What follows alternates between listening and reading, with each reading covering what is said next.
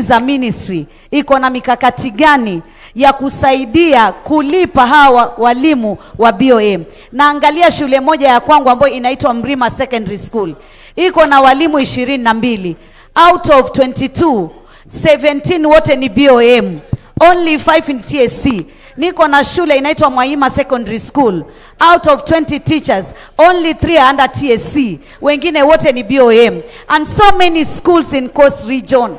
And at least in my constituency, karibu zote, you don't even get half under TSC. Wote wako hivyo. Na pia unapata shule nzima hakuna STEM teachers. Na ukiangalia katika statistics zako utaona wanafunzi wengi wa kutoka pwani wengi hawajajifunza ama hawajafaulu katika STEM subjects. And this is because the teachers are not there. Hakuna walimu wa STEM. Unapata ni walimu tu wengine wa masomo wengine wanajilazimisha kufundisha haya masomo ya STEM. Kwa hivyo hiyo ni shida kubwa sana ambayo lazima tuiangalie. Shida nyingine ni mambo ya uniform.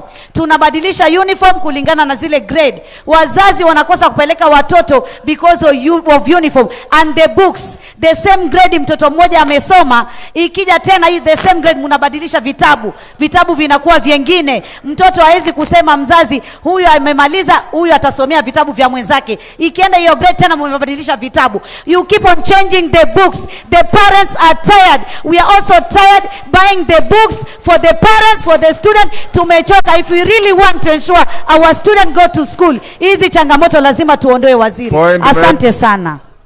Number 8. Thank you, Speaker. My question is, when Waziri was talking about school fees, he said that even with the classification, the fees has not changed. That can only mean one thing, Waziri, that the ministry knows the fees that are supposed to be paid for the different clusters. So, Waziri, I would like you to give us this list today. You tell us for C1, this is the fees.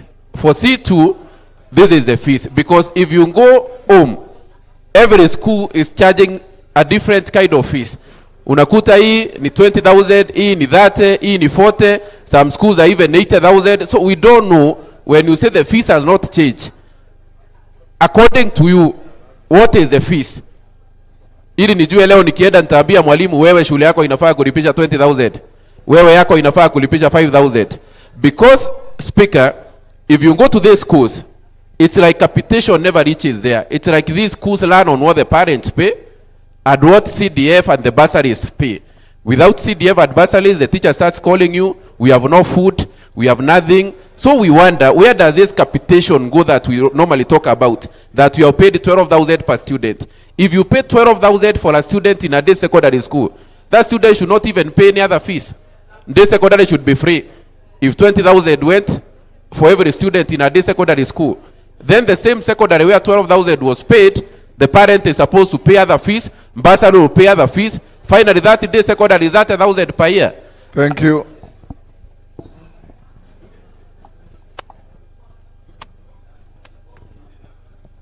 There is a Honorable Kitur, Gasero and then Kitur. Number 9. Thank you very much. My name is Bernard Kitur, MP for Nandi Hills. My question goes to the equity and furtherance of the cost of schooling in terms of the issue of uniform. I want to ask you, Waziri, have you ever considered that we have one standard uniform for all schools so that we don't have the challenges of those children, like those ones that we are asking them to go back to school when they don't have fees, but one of the most expensive thing is the uniform. What are you doing about this in regard to all the public schools having one standard uniform? Secondly, you mentioned Kuwait Fund. Members, I told you to ask one question each. Now you say secondly. No, it's just a clarification. I just wanted to get speaker. Let me just ask that. He mentioned about Kuwait Fund that is assisting schools in Nyamira and Kisii. And I wanted to find out, some of these funds come by virtue of being a CS and coming from that region, or what was the basis that was used that it only covered one region? Thank you. Number 10. Thank you, Speaker. I'm Honorable Ken Chonga, MP Kilifi South. Speaker, bear with me. My question is in two parts. Very brief. Very, very brief. Speaker, without taking a rider to what Honorable Owen has asked, one of the reasons why we have serious shortages in schools is the issue related to hardship allowance. Areas where bordering hardship allowance have suffered massive transfers from one area to areas which hardship allowance. My area of my constituency is a living example about this. I remember I brought a petition in the previous parliament, and I've been following up this petition to get to know what the ministry is doing to harmonize the issue of hardship allowance. But to date, Mr. Speaker, nothing has come forth from the ministry. I remember last year, in the month of November, there was a retreat in Kilifi, and this question was asked. Kilifi South is understaffed by over 50%, and this is the reason which is affecting that. How and when soon is this issue going to be addressed? Part two is, why are all the schools in Kilifi South lacking deputy principals, and even for those schools which have boarding schools for girls, have no boarding teachers, specifically, I don't know how you call them, women, ladies, boarding teachers. Yet, ladies are to be attended by their fellow ladies. Thank you. And I think we had forgotten Honorable Gaisero. You can go now. You're the last one. Sorry? No, not you.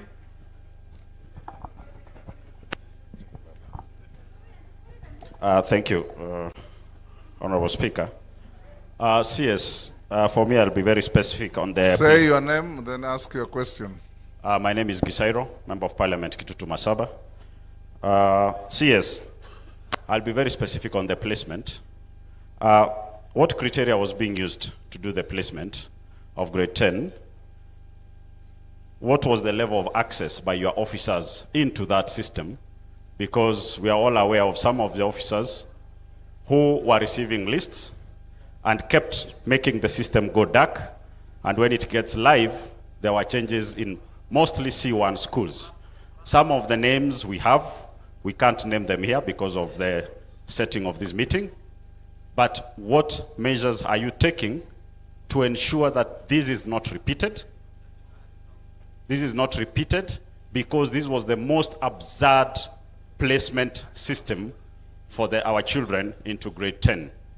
Your officers messed it up, your officers abused it, and what measures are you taking to ensure this does not happen again? Minister, go to the podium and answer those 11 questions.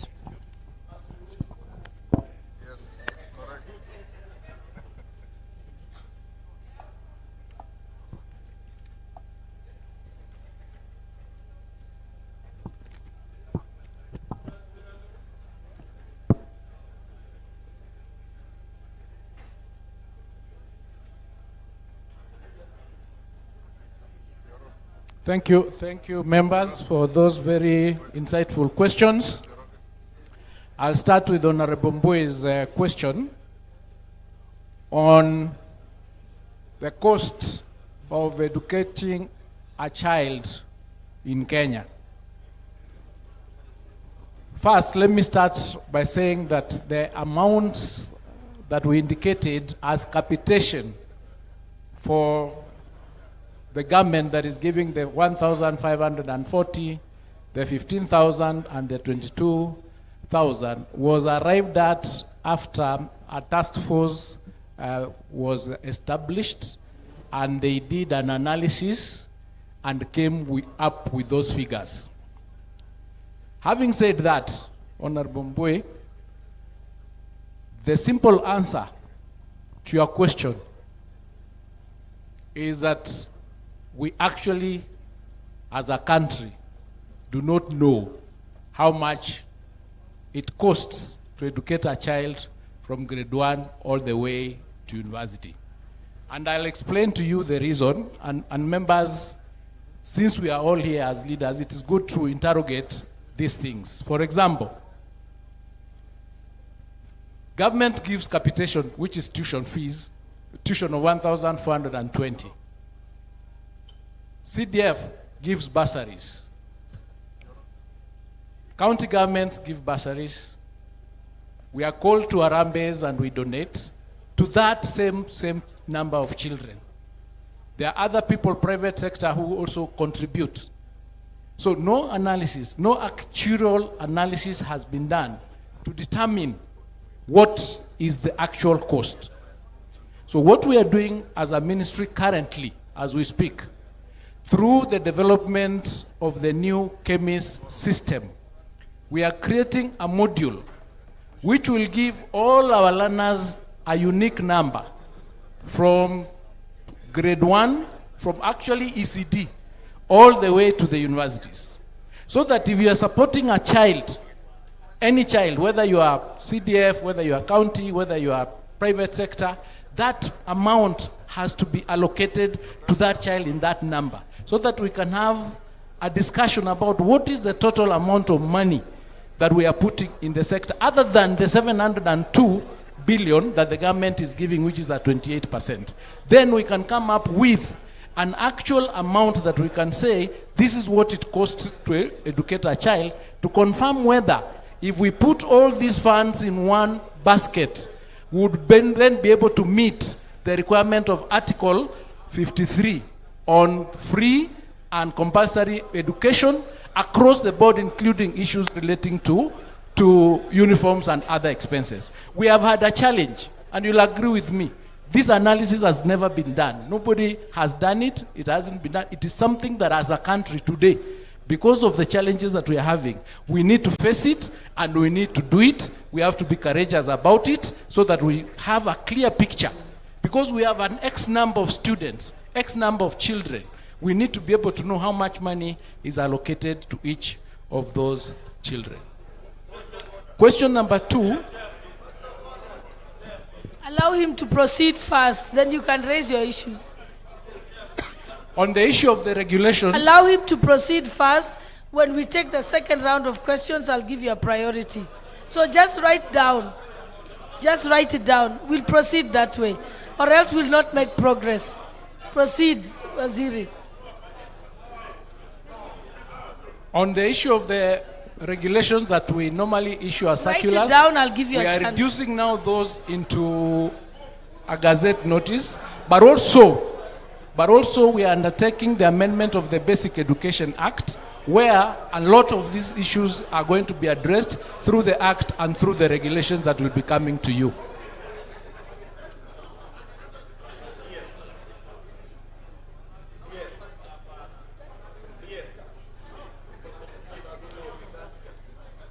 Number 2. Honorable members, kindly keep your voices down, so that we've already asked the questions to the minister. If everybody gives a point of order,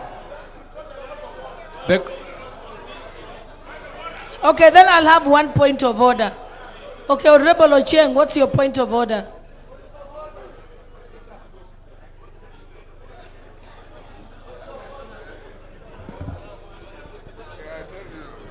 Thank you so much, Madam Speaker. Madam Speaker, the question asked by the Honorable Mbui is everything you would want to know in this country about education. This question, the answer to that question is everything about school fees. So the minister cannot tell us he doesn't know how much a kid costs to teach in this country. So on what basis do they give capitation for primary, for secondary? What basis are they giving us school fees for university? Madam Speaker, if we don't know how much a kid costs to teach, how do you budget? And number 2, then who does the minister expect to do that analysis? Whom does he expect to do that actual science thing? It's a question that is mishandled, and it wrecks, in my opinion, of lack of appreciation of what it's supposed to do. It has to be handled the right manner. Okay, thank you, honorable members. The good thing is the minister has confirmed, he has said he doesn't know. So what we should be doing in the follow-up questions is giving him a time frame to present that before the committee. But he doesn't know. He can't guess. Order, members, order. Order. Order. Ocheng has made a point. Minister, you have heard. Now proceed to answer. Thank you. Order. Sirma, take your seat. I've heard you. Thank you. Take your seat.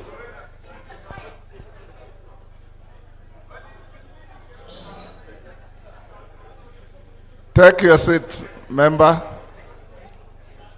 Honorable Bias question on the issue relating to distribution of... Waziri, yes. Order, members. You have your technical team here. Yes. You are at liberty to ask them to assist you, give you the numbers, the figures, so that you satisfy the House. And honorable members, it will be decent to listen. Even when the answer falls short of your expectations, we have another round to ask questions. Order. Con, Waziri. So on the question of distribution of the teachers and infrastructure to areas that have been left behind, so to speak, as a ministry, we are focused on doing affirmative action to ensure that these areas are provided for, and also the question of rationalization of the resources that we have and the teachers that we have, so that we can redistribute the teachers to various schools that do not have them. We have a rationalization issue, and this is being done by TSC. We've had discussions with them to see in schools that do not have teachers, and we have teachers in another area where we have more, that distribution needs to be done so that no place is left behind. In terms of ensuring that we provide the list of the infrastructure that has been distributed, that will be submitted to you so that each person can see what has been allocated to where, from when to when. So we'll provide, didn't come with it, we'll provide that particular list. Honorable Patrol's question on the number of students that we can cap on the number of schools where these students select. The policy of government is that students select the schools that they would like to go to. So what happens is, in this particular transition that we did, students were allowed to select 3 schools from each category. So they were allowed to select 3 schools from C1, 3 schools from C2, 3 schools from C3, and 3 schools from C4. Now, the reason why some of the schools received more students is because they did not have Form 2s. So they were allowed to increase the capacity a little bit because they had an extra classroom. That's why some of the schools who had indicated that they have, for example, capacity for 500 were allowed to take an extra 200 because that capacity is available in those schools. So what is going to happen is, once we complete this exercise on Friday, we are going to look at the exit report on the numbers. How many students have gone to C1, how many have gone to C2, how many have gone to C3 completely and C4, and determine the schools, for example, that did not get the numbers. Then we'll have a discussion on what we are going to have to do with those schools. But we'll only be able to reach that decision once we have the exit report of the final placement.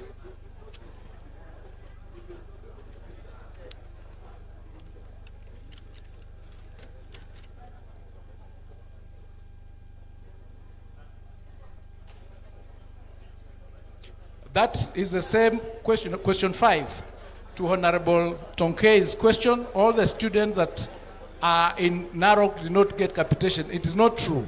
The capitation that goes to school is based on the number that is submitted by the schools. So what was happening, and maybe as an explanation, is that a request is...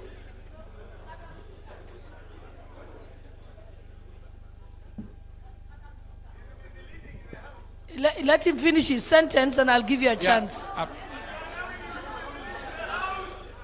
Honorable Tonkei, he hasn't completed answering you. Let him finish Then you can, I'll give you a chance to ask. So I was explaining that in senior school, 22,000 shillings is sent to schools for the students. That money is sent as 50% in term 1. As a policy, it is not. Honorable Tongei, what's your point of order?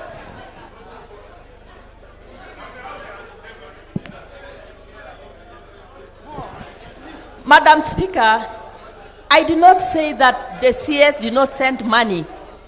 Honorable CS, understand my question. In fact, I began by complimenting you for the good work of dispersing all the capitation to schools. The question was, there was a directive from the president that all the grade 10 students report to schools. And my question was, what are you doing to ensure that the capitation that now will be sent to schools is sent so that those students can learn comfortably? That was the question, Bwana CS. I wasn't talking about the disbursement of funds. I know the funds were already dispersed, and I said, congratulations on that. Thank you. So you are misleading by saying that I got you, I got the question. The students that were directed to go to school without school fees and uniforms were the 8% that were remaining, because 92% had already reported.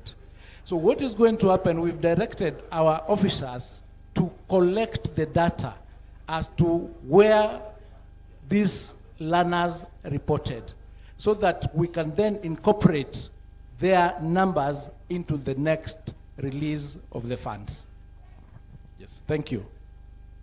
Now, the 3 pathways that have been created for grade 10, what is happening is the categorization of the schools were done on the capacity of what they can offer in terms of the 3 pathways.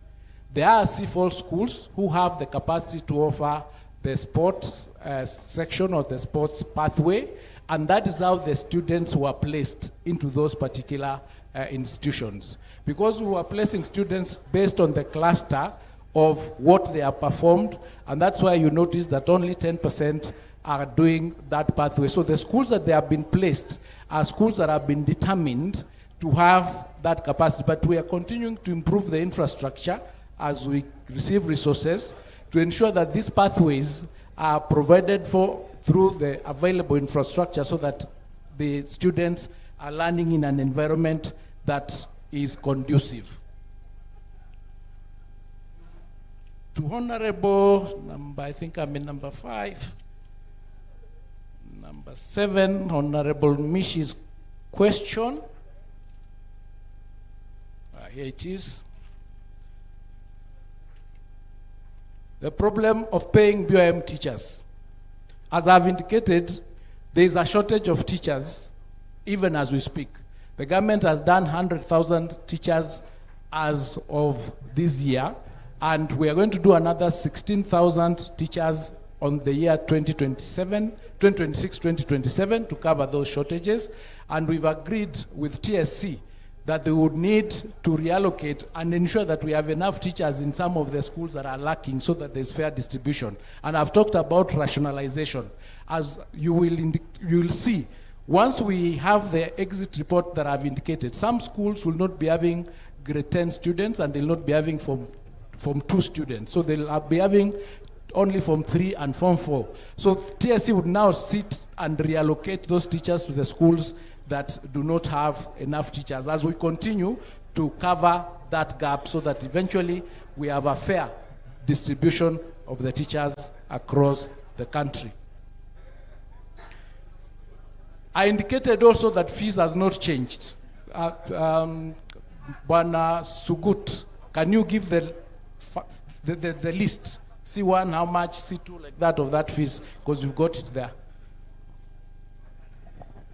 The actual fees that is payable. Thank you, sir. Thank you, Speaker. Now, for The fees is in 2 levels. The capitation by government is 22,244, which is uniform in all schools. Yeah? That is secondary schools. Proceed and give the figures, then members can question it. So let's allow him to give the figures and then we can question. We can interrogate. So the figures for secondary schools, the capitation by government is 22,244 for all the schools.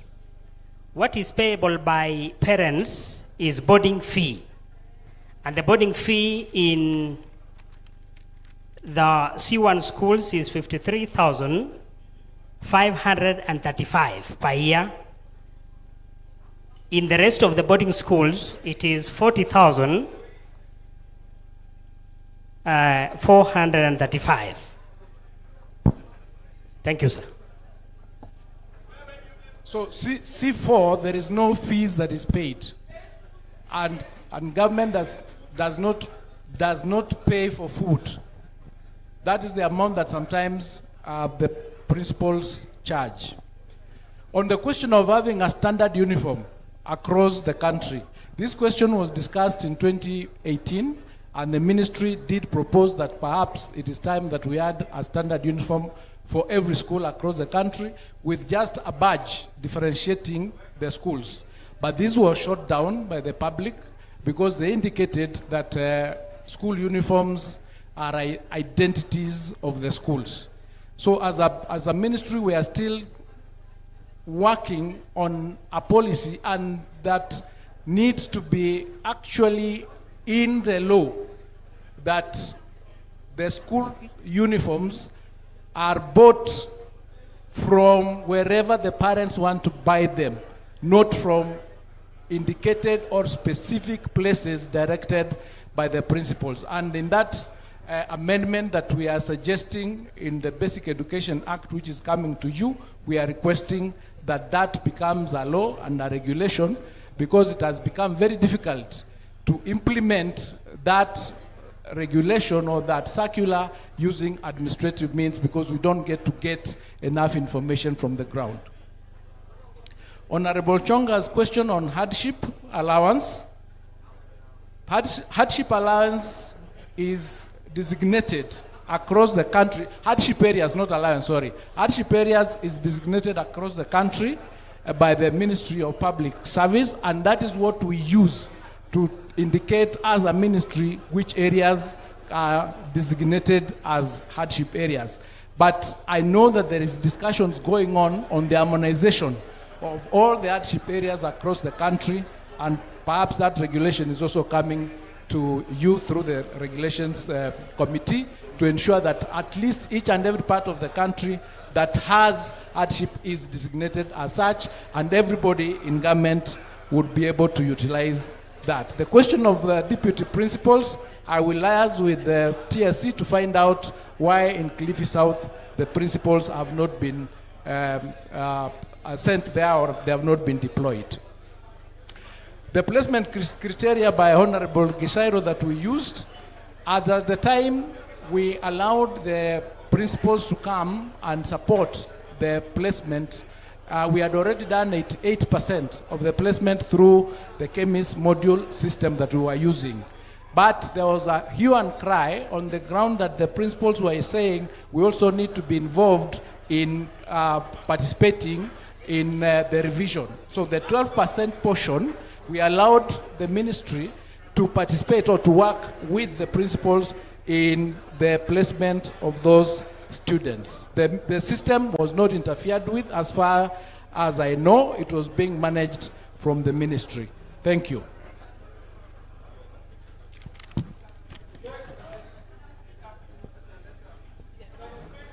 So, honorable members, what has come out clearly, Waziri, is yourself and the Committee on Education, Honorable Meli. What is outstanding, members want a list of the distribution of the teachers per county, or is it per constituency? They've also asked that they want to have the exit report on student distribution, why some schools have more students, others don't have students. They also would want to know the clarification on the placement systems, and then followed by the law on uniforms. So those are things that you can work on when the session starts, so that you can report to the House for members to know, so that you can report to the House.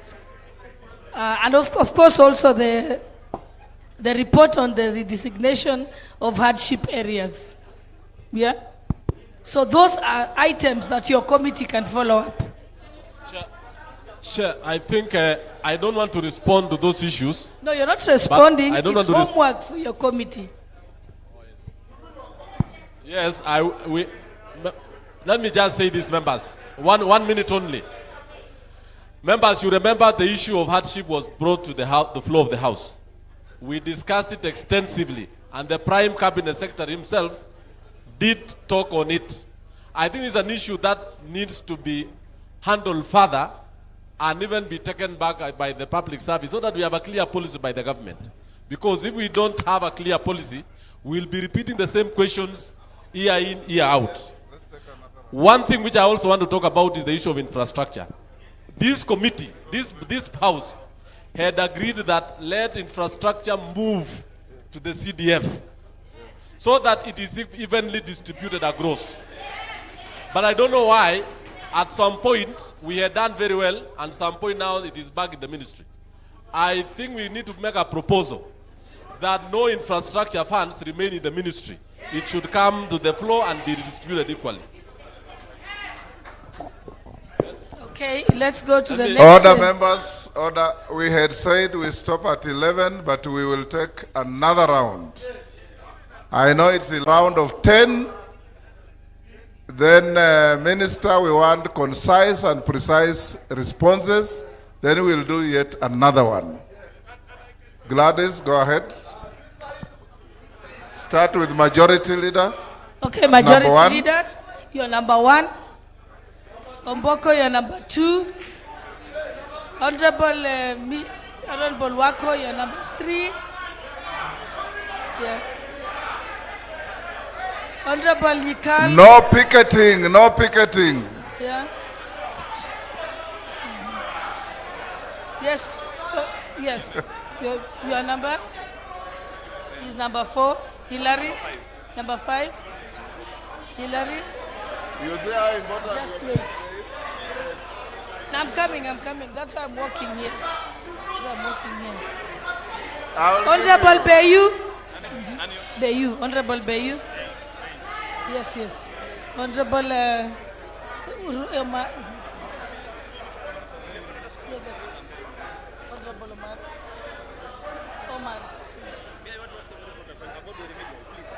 Yes. Honorable Katana. Let me go that side. Yes. Honorable Member for Kibra.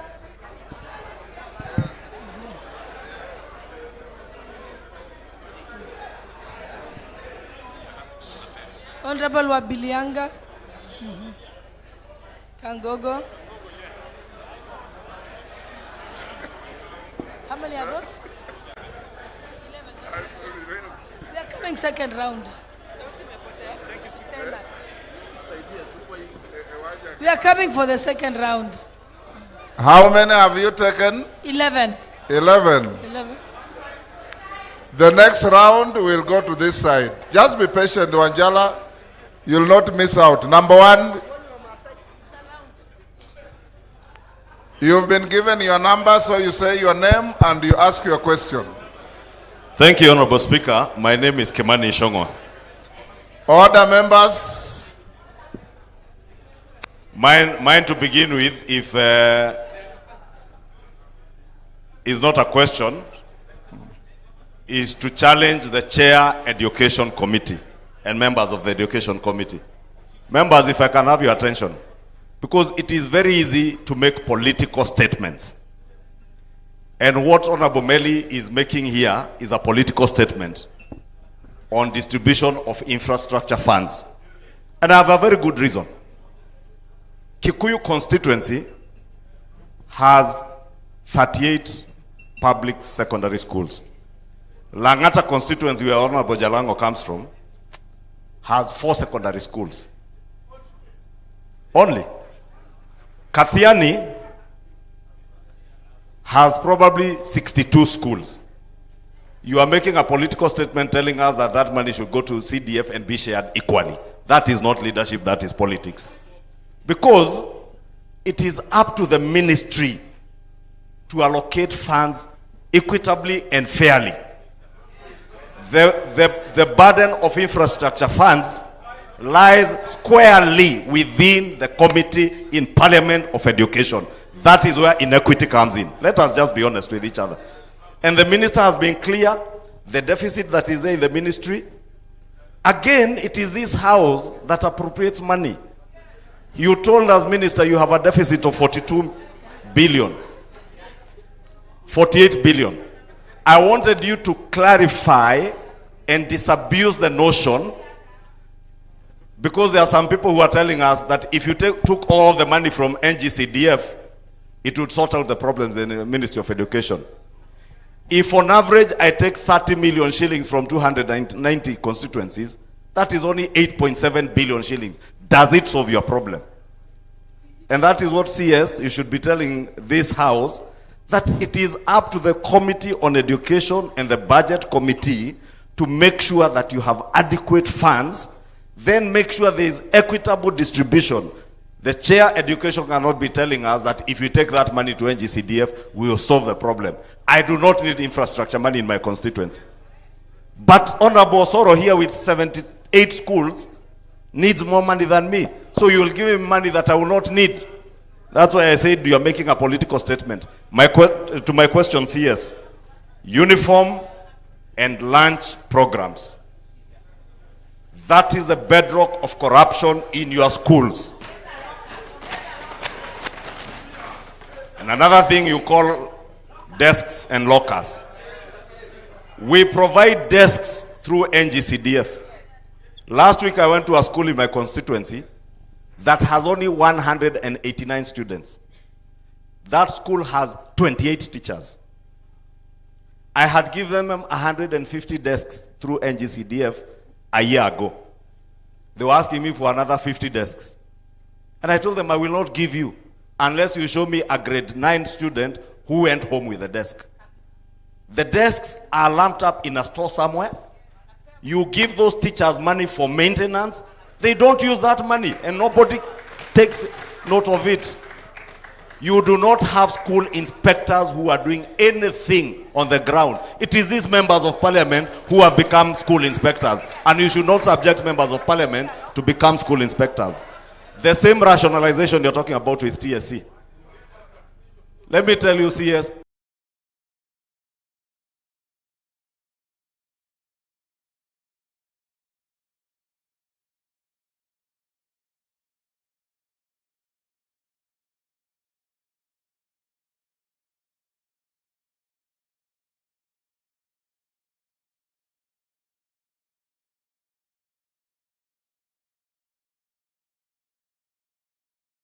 there is no rationalization that is going on. And I've heard you saying in your PS that it is likely some day schools are going to close because of a challenge you have said of the next 3 years after Form 3 and Form 4 clear. The next 3 years after Form 3 and Form 4 clear, those schools will close. And that rationalization, you must make it a reality. TSC is not doing what they ought to be doing in terms of rationalization of teachers. Teachers harass these MPs left, right, and center because every teacher in this country wants to go back to their village to teach in their village. We must decide as a country whether we want to make politics out of education and make everybody happy or do the right thing for our children. Because why would a school with 100 students have 28 teachers and the school next door has 600 students without teachers, and you have a county director of education in that sub-county? Those are the issues, yes. Because yourself and your PS, you have the most clueless PS in the Ministry of Education. Most clueless. He only sits in Nairobi and has no idea what goes on the ground. Get out of your offices in Nairobi, go to the ground, deal with the problems there. Then challenge this house, then to get the 48 billion shillings for you from the budget, and we'll deal with the problem once and for all. Otherwise, what we are doing here now is dancing around issues. Thank you. You have danced around the issue of uniform and the circular for school fees. We cannot legislate on school fees. We cannot. You cannot put school fees in a statute. What you should do is tomorrow, CS, you have the powers as a cabinet secretary to gazette. Go and gazette the school fees that ought to be there. When you bring the basic education amendment, we will now be referring to the CS gazetting. But we cannot put school fees in a law. The same thing with uniform and lunch programs. I told you that is a bedrock of corruption in schools. Where some schools, I see some schools, and I'm referring to my own constituency, and these members will tell you it is the same in their constituencies. You will go and find a school that charges 3,000 for a lunch program. You will find another one charging 8,000, 9,000. And they're in the same locality. Yeah? Under your ministry, you have the school feeding program. Why don't you get the resources from the school feeding program to ensure there is food in the schools, and also gazette the maximum amount that should be charged in a school for the lunch program? You have no reason for a grade 6 student in Kikuyu Township Primary School to be wearing a uniform like the one I'm wearing, then because they are moving to grade 7 to go and change uniform. What happens in other civilized countries is that people just put on a different tie or a badge on your chest that will cost you 5 or 10 shillings. Why are we subjecting teachers to changing uniform, feeding the corruption cartels by teachers and head teachers in our schools with the cartels that are producing uniform? And that is why CS, it took none other than the president to intervene on the matter of school uniform. You should not subject the president to be the one to be intervening on school uniform. It is you and your peers who should be doing that. Number 2. Thank you. Order. Thank you. I gave your leader a latitude to make that positive remark. The rest, one question or one comment each. Remember, go ahead. The CS appearing before the Committee of Education in a meeting that I was lucky to attend last year did promise that he will give the list of the schools that had benefited from infrastructure in the following week. Honorable Speaker, the CS appearing in Parliament when we did call him over the issue of capitation in schools did indicate further that he'll give that list the following week. Today, the CS has gone ahead to indicate that he's going to give the list. Honorable Speaker, I'm seeing a consistent gap of avoiding to give the list to the honorable members. Honorable Speaker, the CS says he does not know the amount required to educate a child from the lower grades to the senior grades, and is doing nothing about it, and is mixing that cost of education for one child with the funding that comes from CDF, donors, and other people. I would wish the CS goes back there, because even the Muriel-led commission that is talking about, which brought out 15,000, must be in his office, and the PS is having the details of how 15 was arrived to and 14 was arrived to. What is your question? My question is, yes, back to what one honorable said. What is the cost of educating a child? So that Parliament can budget, so that the executive can budget. Thank you. That's a question that he can never run away from.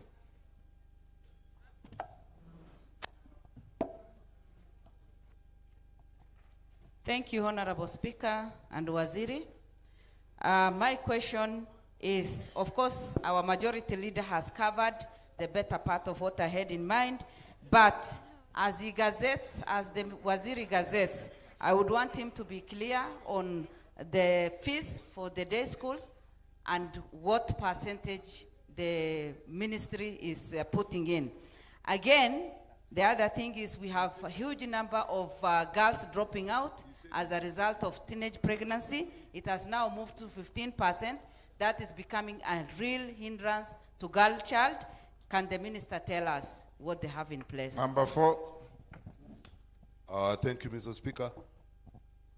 Now, when there was a change of policy of placing grade 9 in a junior school instead of senior school, there was a discrepancy in planning because a lot of work had been done in senior schools.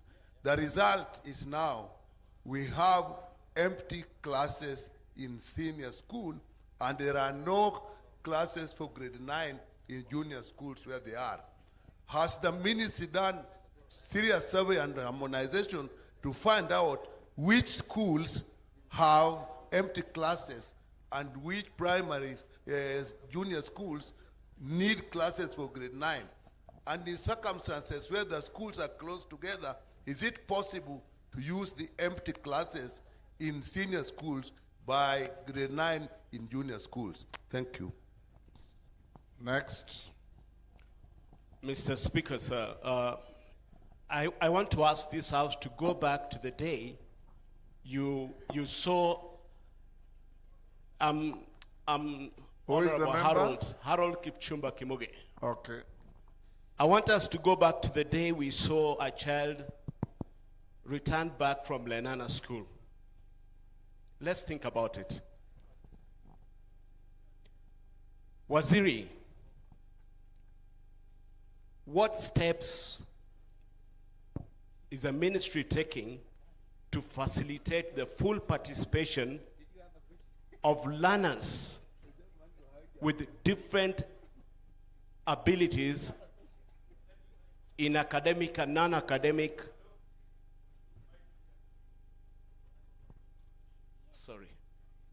in academic and non-academic programs, having in mind that we have many children with neurodivergency. Unlike my time when I was in school, majority of us were just physically handicapped. What happens to the children that have autism, that have intellectual disorders? As you cluster, where do you cluster that group of children? Thank you. Next. Mheshimiwa Speaker, niruhusu nimuulize waziri. Is it Mbeyo or Madenge? Both of you are up. It's me. Then Mbeyo, then come to Madenge. What was your number? Number 10. It matters. We are on number 6. Who was number 6? Number 6. Madenge.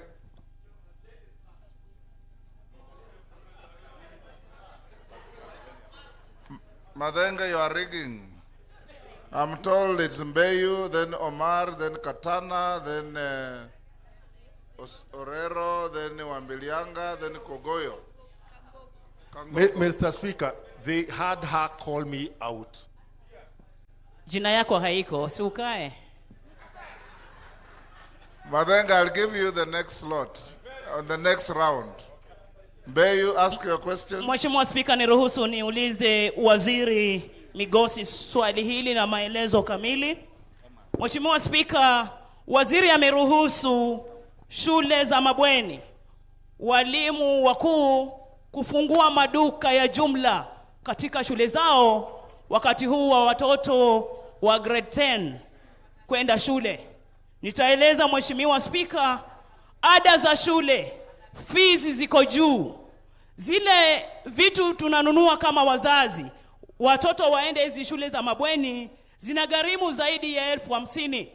Mbali na ile ada ya 22,884 ya muhula wa kwanza.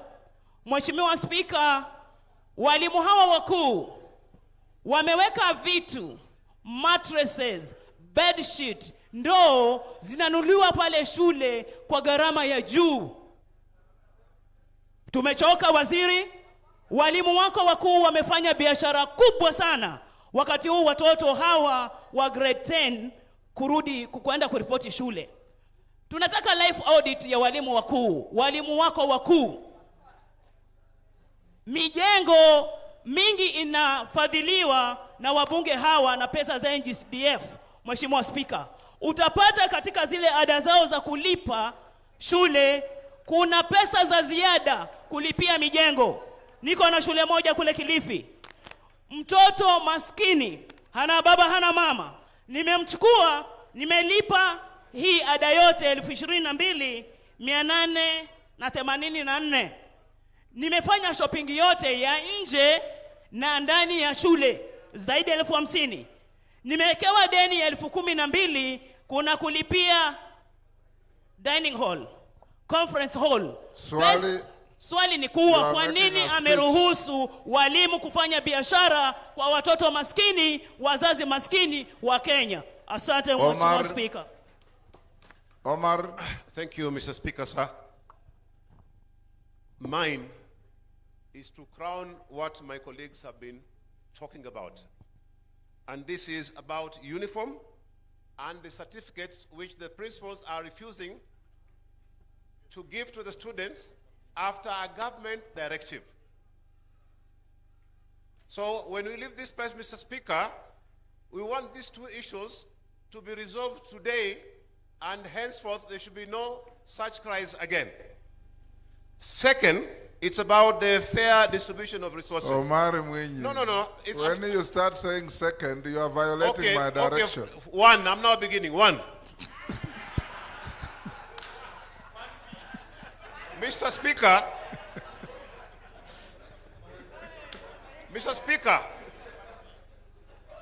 we would like, when you leave this place, to be assured that when we open Parliament, the list of how the funds for the infrastructure have been distributed nationally for the last 10 years, we want to be guaranteed that that list will be in the House before we open this session. Thanks. Next. The last one, Mr. Speaker, is about the pork barrel issue, if you can remember. There was a budget committee of Parliament which brought about pork barrel, and it was seen to be something that was bad, and that committee was dissolved. Hearing what members are talking about here, it appears that the Committee on Education has failed us, and we need a complete overhaul so that we can begin a new chapter, Mr. Speaker. I want members here to say aye if you're supporting me. Who are supporting Order. me? Thank you, Mr. Speaker. Order, Omar. You have no capacity to put the question. Orero. Katana. Orero. Yes, thank you, Speaker. I'm number 8, Speaker. Katana. Katana, sorry, yes. Katana yes. first. Asante, Bwana Speaker. Waziri, wazazi wanagharamika kulipa karo za shule. Na sisi kama wabunge pia tunasukuma kulipa karo za shule. Lakini kuna hili janamizi linaitwa remedial fees. Watoto wanafukuzwa kila uchao. Mzazi amelipa karo yote ya shule, lakini mwalimu mkuu na wale wanaohusika pale shule wanafukuza watoto kila uchao, warudi nyumbani hawasomi. Unatarajia vipi hawa watoto wapite mitihani yao? Tunataka kauli yako kama waziri na wizara. Je, mumehalalisha haya mambo ya remedial ama ni nini? Tunataka kujua kuanzia leo kama hiyo remedial is part of the school fees ama sivyo. Asante sana Bwana Speaker. Orero. Thank you, Mr. Speaker. It is sad that the CS can come to these honorable members and lie that the ministry disburses 22,204 as a capitation to schools. I would want the CS to tell this House, when was the last time the ministry disbursed 22,000 shillings to any school in this country? And when the capitations of this year came to schools, were they to pay the debts for last year or for this term? And how much was to pay the debts for last year, and how much is for this term? And what is remaining for this term? Thank you. Wambilianga. Thank you, Mr. Speaker. My question goes to the CS on JSS and the schools and the operation. The JSS are teachers who teach in the lower secondary, but they are best in the primary. Is it possible for the ministry to develop a distinct plan for the running of these JSS teachers for sports and co-curricular activities where they can manage themselves and be in control? It is very clear that running some of these sports, especially at primary level, there's a challenge for these teachers. And basically, again, the learning activities require special facilities that are lacking in some of these primary schools. That is the JSS. They lack laboratories, technology, computers, and even some of the teachers are lacking. Is it possible that the ministry does something so that the teachers in this lower cadre have their own autonomous, they are autonomous in running their activities? Thank you so much. Kangoko, is it Kangoko? Yes, yes, Honorable Speaker. My question to the Honorable Cabinet Secretary is about the security of the teachers, Honorable Speaker, especially our teachers who are in the northern Kenya. Mr. Speaker, in the recent past, we have lost so many teachers in the northern Kenya. Mr. Speaker, last week, we also lost a teacher. And Mr. Speaker, as we speak, there are so many teachers who have expressed a fear of their lives in the northern Kenya. What is the ministry doing to make sure that the lives of those teachers are safe? Because, Mr. Speaker, in our constitution, the right of life comes first before even the right of education. And then, Mr. Thank Speaker, you. It's not called the right of life, it's called the right to life. to life, exactly, Mr. Speaker.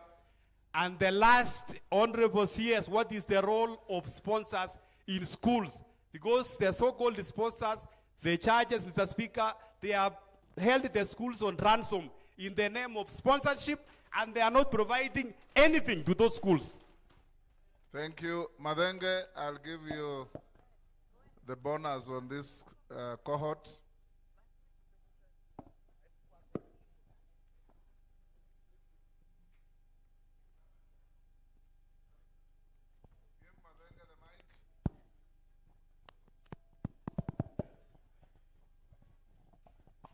Thank you, Mr. Speaker.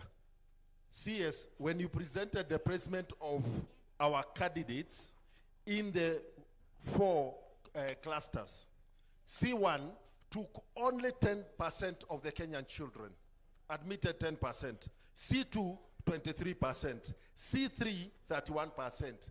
C4, which are our day schools, took the largest chunk, over 1/3, 36%.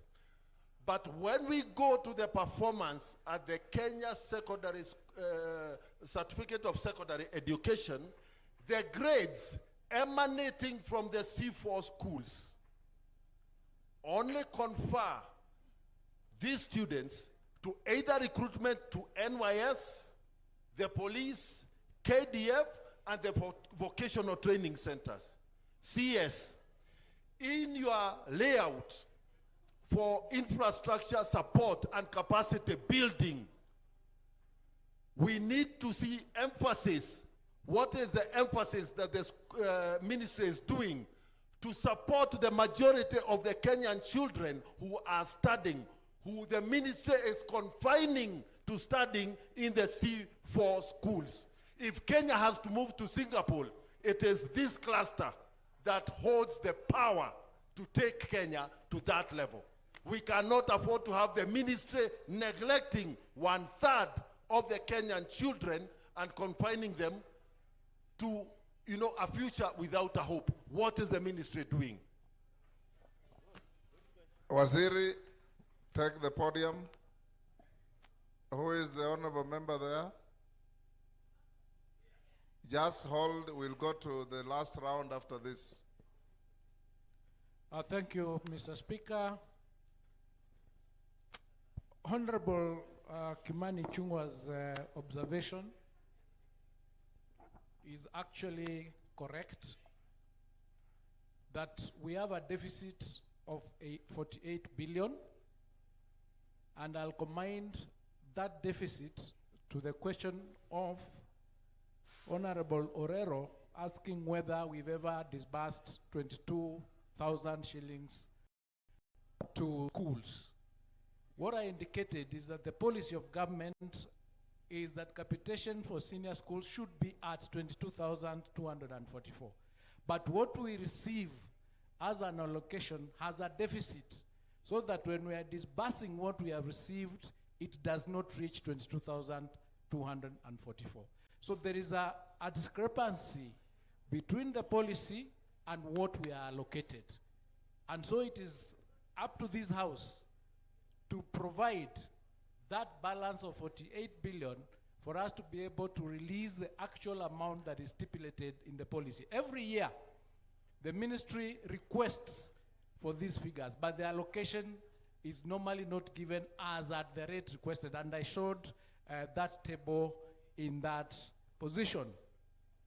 The ministry's policy on uniforms and lunch and remedial levies, all these remedial levies, issues relating to holding certificates, these are issues that are irregular and are illegal. And it is also true that the Basic Education Act does not have a penalty for these irregular activities, so that it is dependent on administrative action by the TSC. Now the structure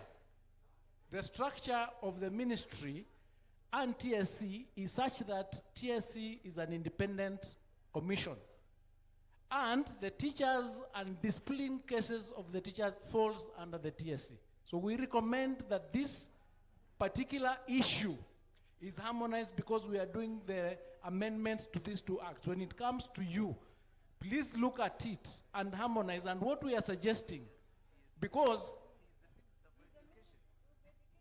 administration or inspection is administrative, but if we criminalize these activities, we gazette, which we are doing, that the remedial levies and these other levies are irregular and illegal, then we criminalize it in the act. It will become easier for us to enforce. So we have a multiplicity of issues that need to be aligned, and this is going to be aligned when we present the bills to you to look at. On terms of yes, who is that? Taitumu, what's your point of order? Give Honorable Taitumu.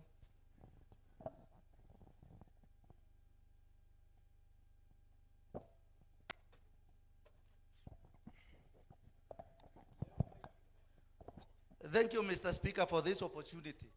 Mr. Speaker, the minister is trying to disinform this House about the policies and what the TSA is supposed to do. These policies that you are talking about, we are supposed to enforce. We have principals sending students back if they get uniform from the shops and other selling entities.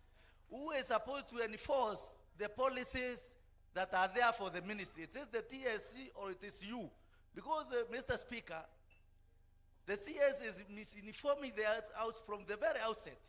Earlier on, he said that they cannot compute the actual amount needed to educate a learner in our systems, because members of parliament are providing bursaries. Counties are providing bursaries. We don't provide the bursaries.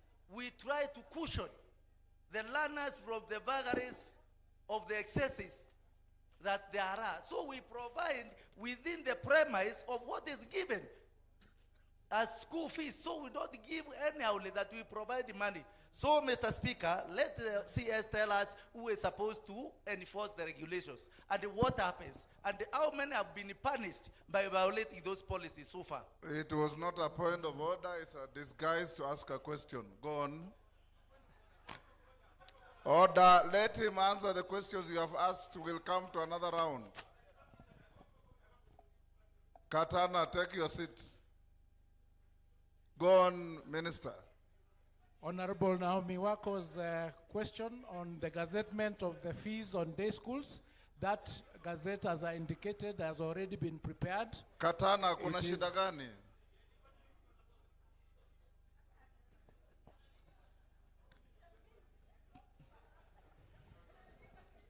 Asante, asante Bwana Speaker. Order, Katana, you asked about the legitimacy of remedial fees. Yes.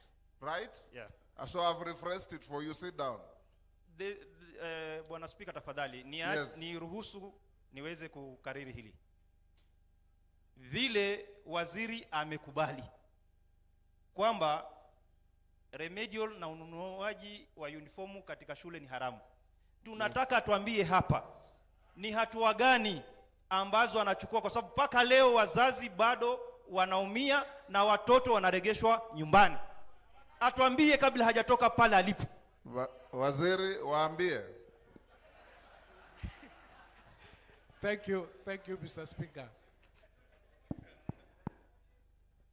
When, as I have indicated, ladies and gentlemen and honorable members, the ministry has passed a policy, and the policy has been disseminated to the principals, that they are not, one, supposed to send children home even for food, where parents have Waziri, not been able to.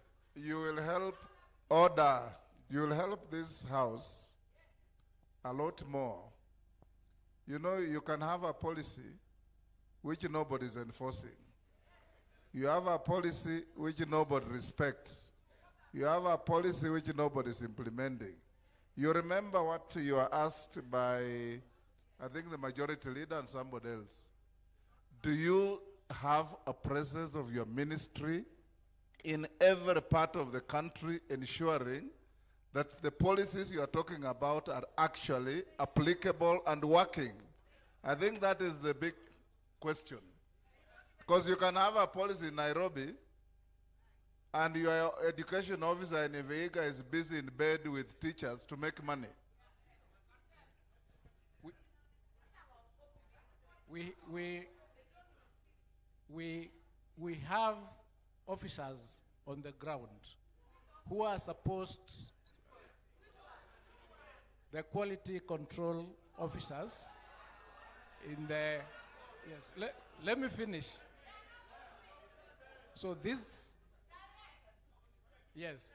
officers are supposed to enforce the policies of the ministry. So that is why, ladies and Waziri, gentlemen, let me help you. Yes. You know, when you tell members of parliament that you have officers on the ground, they are supposed to enforce your policies, it means they are not enforcing. It will be helpful to tell these members that you are going to ensure that your officers on the ground enforce the directives and policies from the ministry. Then things will work better. Thank you, Mr. Speaker, for that assistance. Let me confirm that we are going to ensure that our officers on the ground enforce the directives of the ministry. We are also making, and let me put it this way, we are also doing the amendment to the Basic Education Act, which is coming to you. And our suggestion is that we criminalize failure by the officers to enforce the policies and regulations of the ministry. So Honorable Wako's question, as I said, we'll be gazetting the school fees this Friday. The gazette notice has already been prepared. And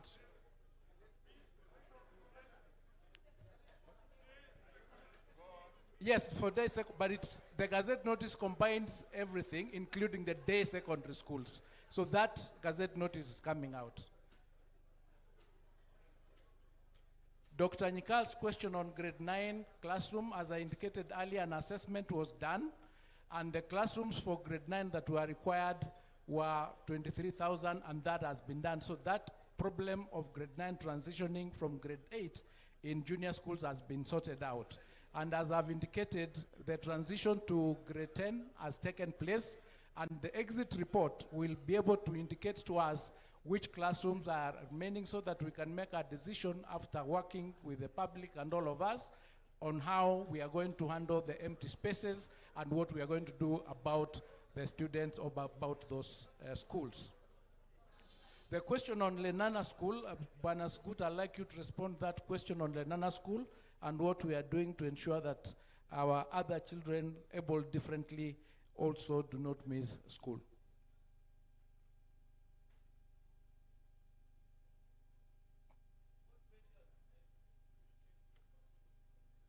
Yes. Are you done?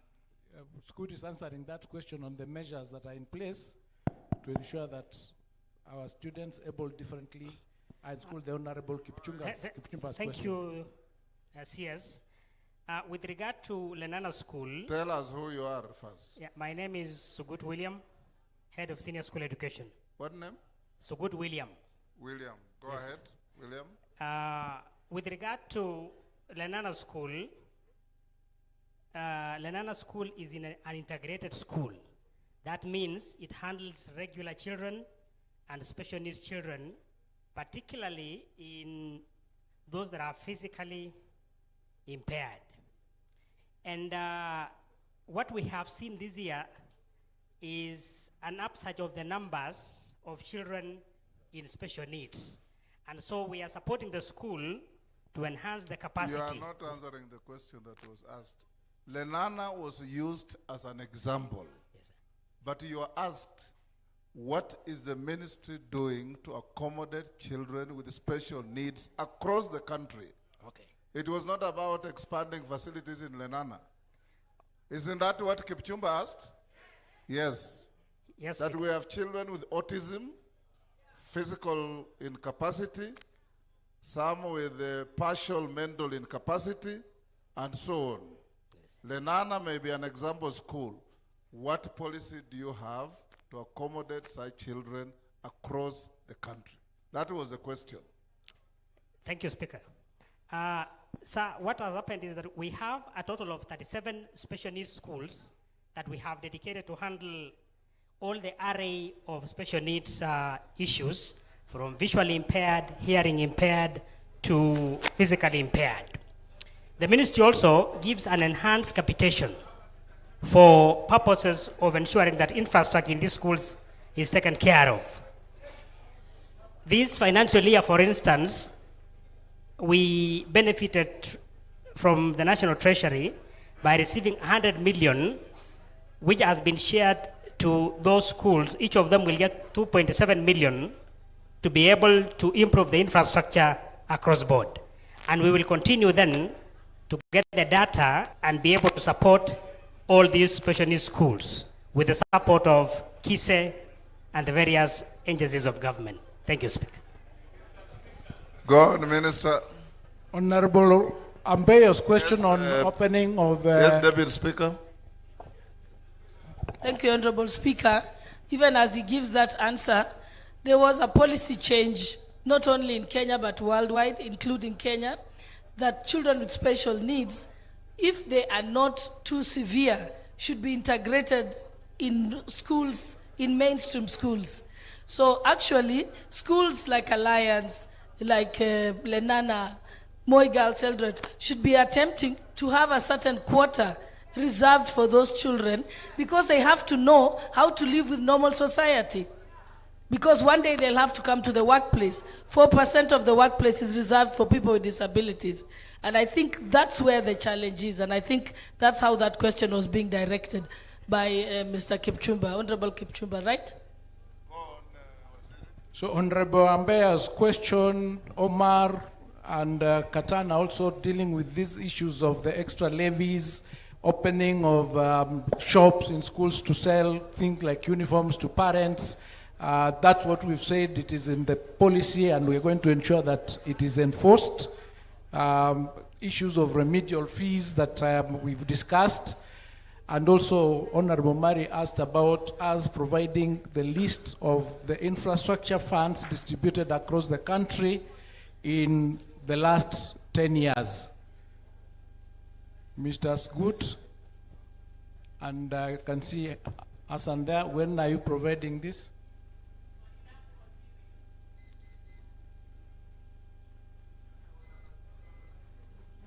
You have the data.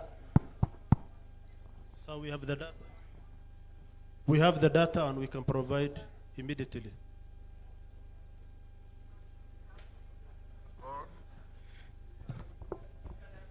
God. All right. I have answered the question of disbursement of the 22,000. And the question of whether the funds that we've released this time is supposed to pay for the debts of last year. No, it's not supposed to pay for the debts of last year. It's supposed to be paid for this year.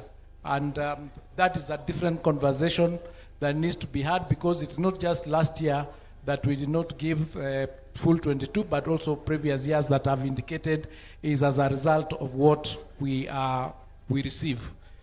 The JS autonomy is a conversation that is still going on to determine how to handle the JS in junior schools of the teachers and the other activities that they are involved with. One of the proposals is that we might have to have a deputy principal in charge of junior school to handle issues relating to the JS teachers and in that space. In terms of the security of our teachers up north, we are working with the Ministry of Interior. In fact, as we speak, there is a team that was dispatched yesterday from the ministry, from TSC, and from Interior, and they are up there trying to find out solutions to ensure that all our teachers are secured in the schools where they are teaching. So that we are working with the Ministry of Interior to support us in that place. The role of sponsors is provided for in the Basic Education Act, and they get involved in a number of activities as stipulated in the Act, but where we discuss and we find that maybe something needs to be changed, we would be able to discuss with them, have stakeholder engagements with them to ensure that there is no conflict in handling matters in those schools.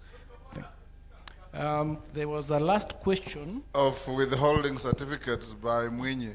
Yes, I did indicate that we are enforcing that provision because it is in the Act, but as I indicated, the weakness is there is no penalty provided for. It is administrative action, but we are working to ensure that that particular provision is enforced. The last... Who is shouting point of order? Wamchomba, is it a point of order or you want to ask a question?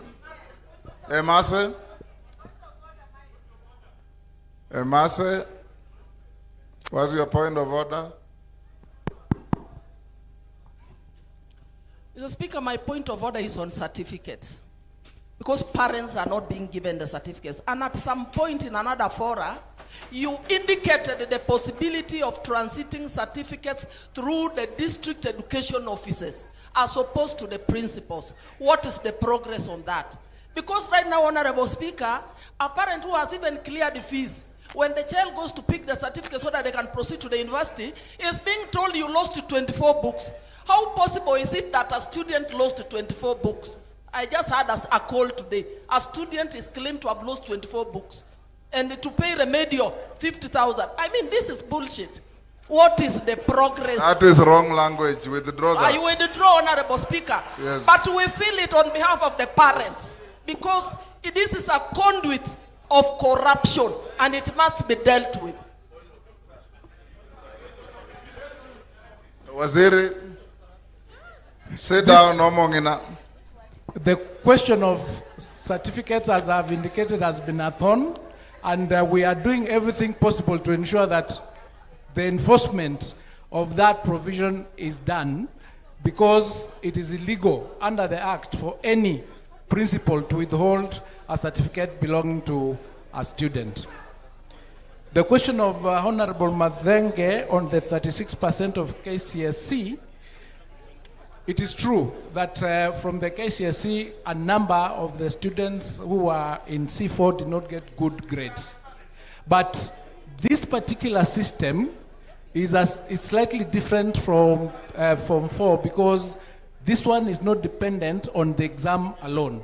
So we anticipate that going forward, the support we'll give to these schools, including ensuring that the infrastructure sent to these schools is across the board, because now things like sports is not a co-curricular, but it is mainstream. So the resources will be going to these schools to ensure that the facilities are in place, and because it is a competency-based, we anticipate that that number of children not doing too well from C4 will go down. Thank you. Honorable members, Honorable members, we have the next CS Duale waiting. Do we get him in or we take another round?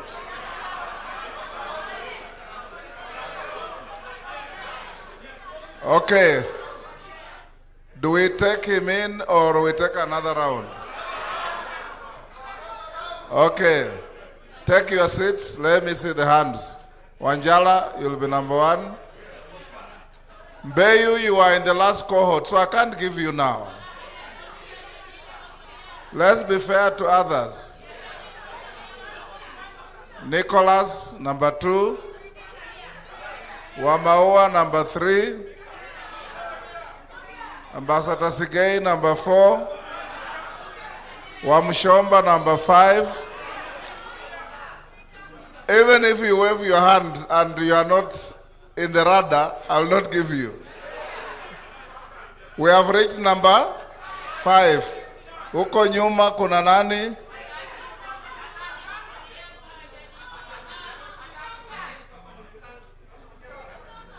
The member in a white shirt, I can't see you properly. Ni nani? Maungu, number 6. Atandi, number 7. Wangwe, number 8. Number 9. Kemei, number 9. Rueda, number 10. And member for Garissa Town, number 11. Let's take those. Yes. It's member for Garissa, not town. It's major.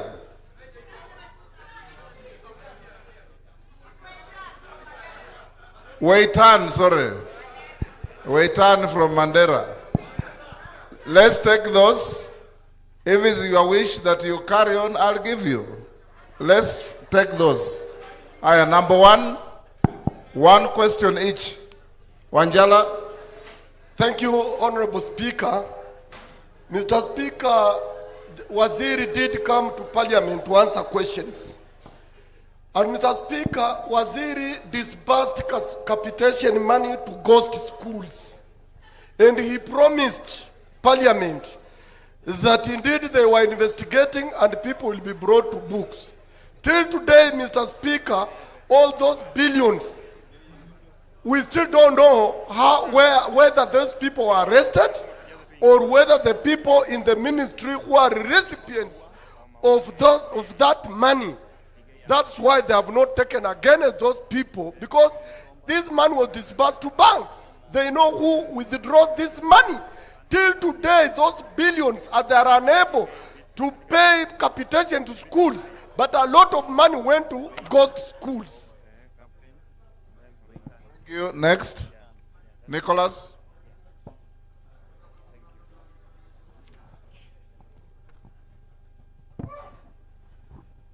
Thank you, Mr. Speaker, for this opportunity.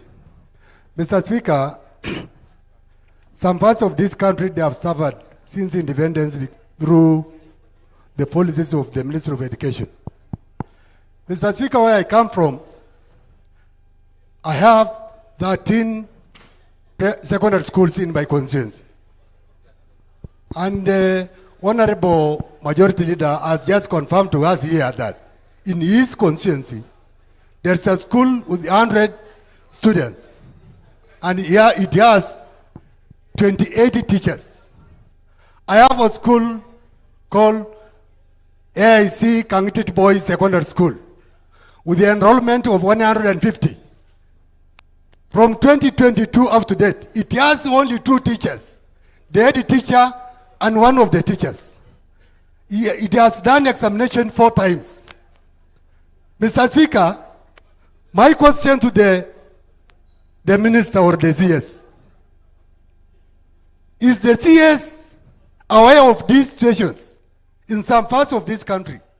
Because as I have just recited on that school, I have a school called Katilia Girls, AIC Katilia Girls Secondary School, with 371 students, with only 3 teachers.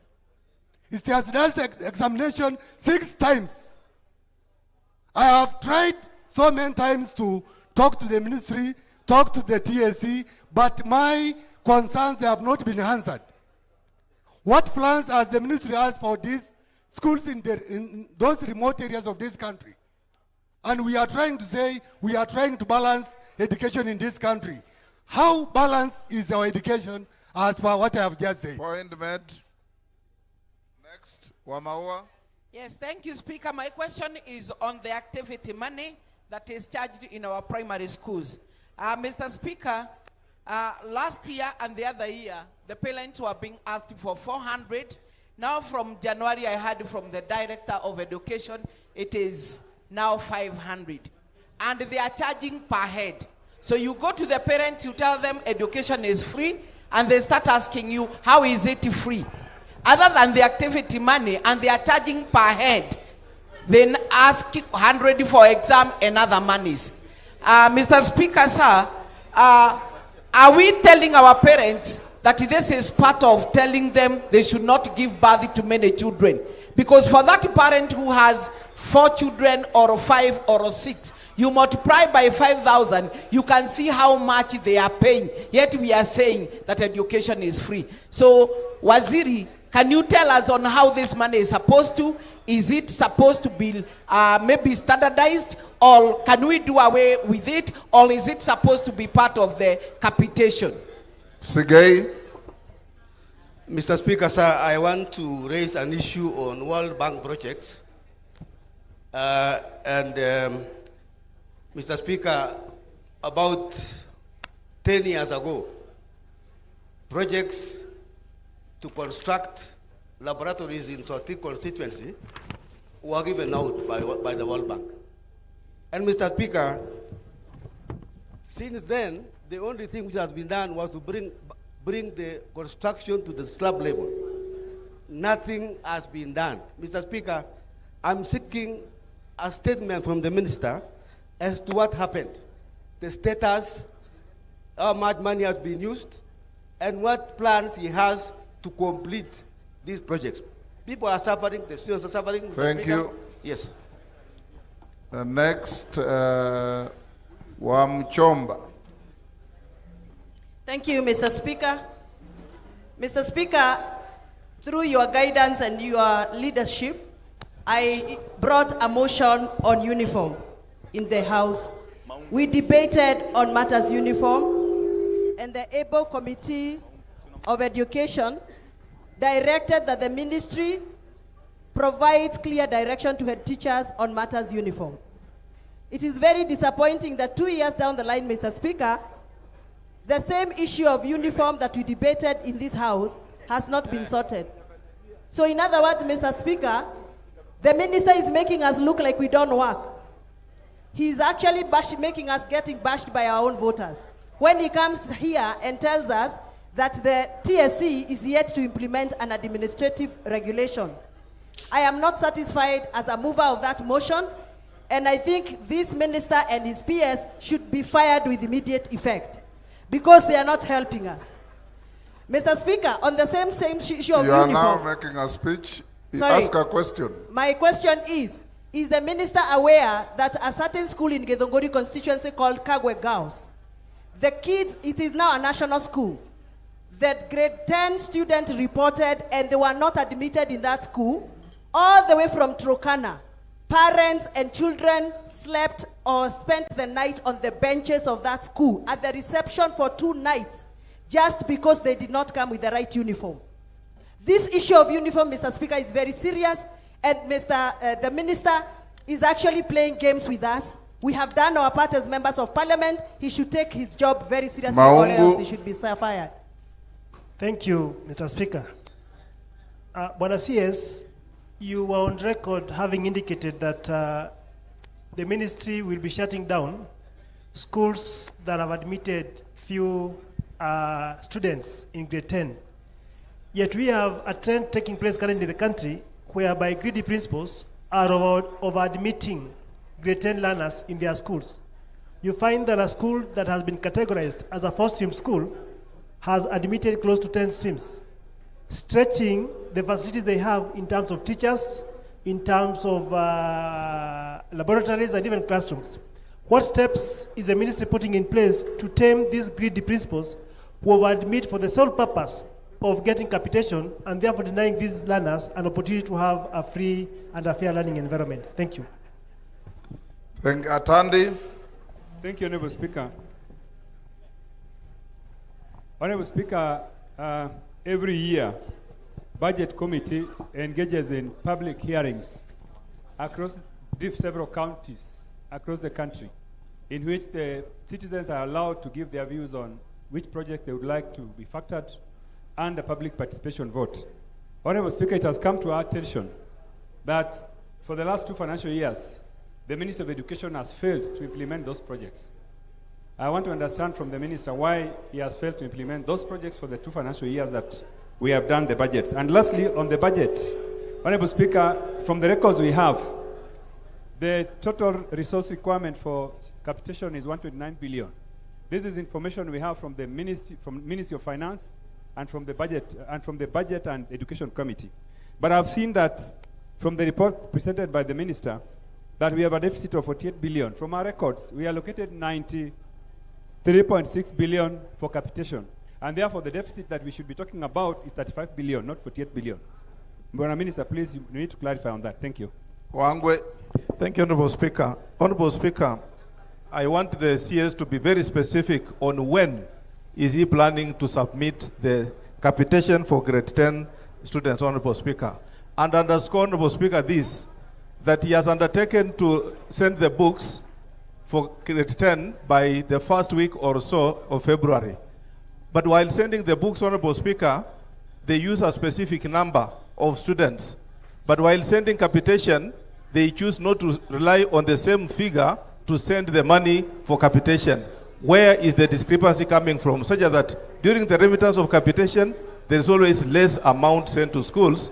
But in terms of distribution of books, Honourable Speaker, there are various books which are submitted to students, even by 100% or even 200% of the candidates. Thank you, Honourable Speaker. Beatrice Kamei. Thank you, Honourable Speaker. And to the Minister, I want to ask this question. What action or help are you giving to the schools which have posted poor results or low results over the years? I'm saying this, Honourable Speaker, with this in mind that there is one school in Kericho, Moisito Twet, where parents are actually protecting or defend, they are actually protecting the school, while on the other hand, Honourable Speaker, they are trying to attack the teachers, especially on the road. So the teachers are not safe and the school is not doing well. Honourable Speaker, the Minister has said that he's working with the Ministry of Interior to make sure that there is security of all the teachers. But here, Honourable Speaker, is the Minister aware or does he have information of all the schools which are insecure? Thank you, Honourable Speaker. Roida. Waziri, Lamu Mashariki imethibitisha uhaba wa walimu ndio imekuwa sababu kubwa watu student wetu kuanguka kwa mitihani. 2022 tulipeleka mwanafunzi hakuna mwanafunzi hata mmoja tulipeleka university. 2023 tulipeleka wanafunzi wawili the whole constituency. 2024 tulipeleka wanafunzi 4. 2025 tumepeleka 19. Munipigie makofi. Well done. Sasa natoe mfano shule moja Siu Secondary. Result ya 2022 ilikuwa D-2, D plane 2, D-7, E20. Lakini hii 2025 imetoa B1, B-1, C+2, C-3, D+2, D5 na D-10, E1. Na hii ni sababu hii shule kwa miaka yote walikuwa wakifanya chemistry, hawajawahi ona mwalimu wa chemistry. Safari hii shule zangu zimepata walimu, na sio kwa ministry, ni kwenda kuomba president kumlilia paka kaelewa shida. Ministry paka sasa hawajaelewa. Swali langu ni hili: hii miaka yote tumekuwa tukigandamizwa, tutalipwa nini? Manake vijana wetu generation zimekufa, na imeonekana ni kama marginalization wazi, na wengine hawajui kwamba marginalization, wanasema marginalization imetokea bila wao kujua, lakini kukutaka wao nyingi wengine wanakosa, tunakuwa marginalized. Sasa huko nyuma, for us to catch up with others, mtatufanyia nini? Waitan. Thank you, Mr. Speaker. Mine is to ask about the issue of infrastructural allocation in the constituencies. As the Member of Parliament for Mandara East constituency, for the last 3 years, I have not seen any allocation for any infrastructure in my constituency. Other constituencies in the country or the areas are developed more than the other constituencies, especially the northern parts of this country. We are far much behind when it comes to infrastructure. As you know very well, CDF is based on ward, the number of wards that you have in your constituency. Unfortunately, other wards have more secondary schools, other constituencies have more secondary schools than others, but our funds are based on ward. I personally have 22 secondary schools and 61 primary schools, but the funds allocated are the same. What I wanted to ask the CS is that, how do you normally allocate the infrastructural funds in the constituencies? Because we, the members of parliament, know that the disparities, the shortages in the schools, even the little amount they send through the principals. Point made. Yes, how do they allocate? Lilian Kogo.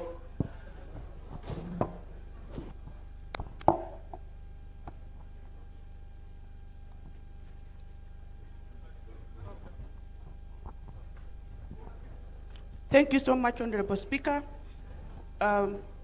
CS Education, why don't you pick your calls? I don't call you for anything personal. When I call you, I'm a representative of the people, and you don't pick your call. And you expect 350 members to come and camp in your office? Why don't you pick your calls? I text you, you don't return my text. Do you know that there are elected leaders whom you should liaise with when you are going to their constituencies? You come to Rangwe, they make for you tea, they do lunch, and you don't tell me you are in my constituency. Then you make a promise you are going to do a multipurpose hall. Nothing has been done on it up to today. How do you go to my constituency to do foundation stone and you don't involve me? Wewe. Cameron. Cameron.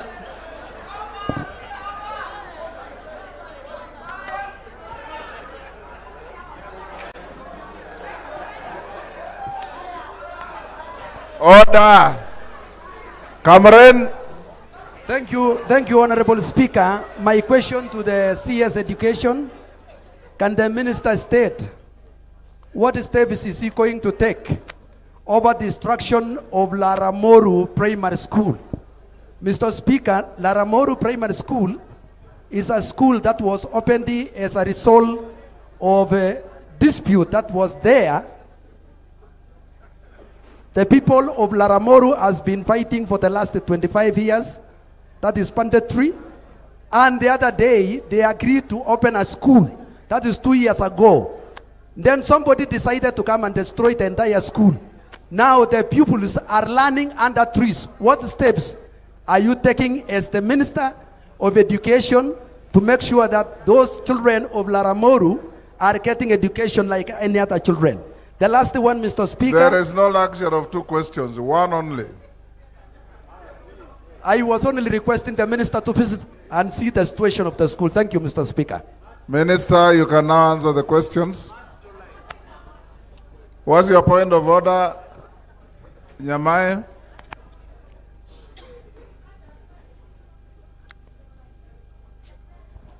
Thank you very much, Honorable Speaker, for the opportunity. Honorable Speaker, I would like to ask.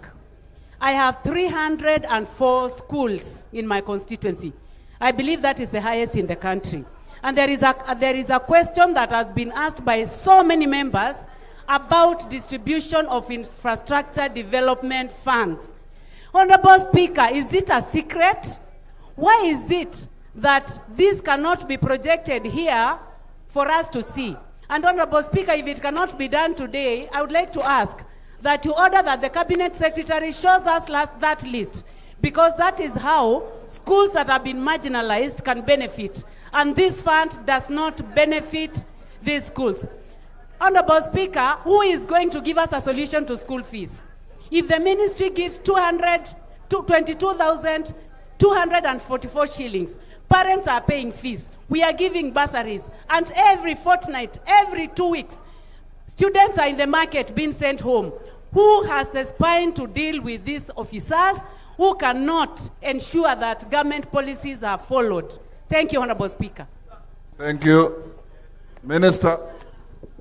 Thank you, Mr. Speaker. To the first question on the action that we are taking after the verification exercise, that verification exercise has been completed.